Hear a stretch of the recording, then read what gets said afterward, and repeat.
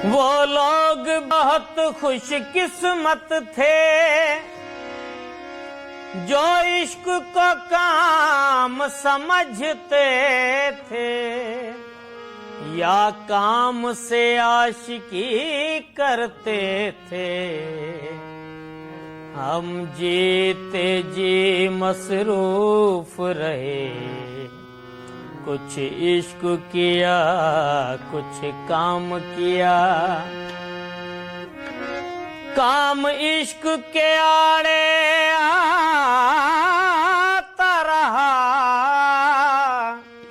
और इश्क से काम उलझता रहा। फिर आखिर तंग आकर हमने दोनों को अधूरा छोड़ दिया।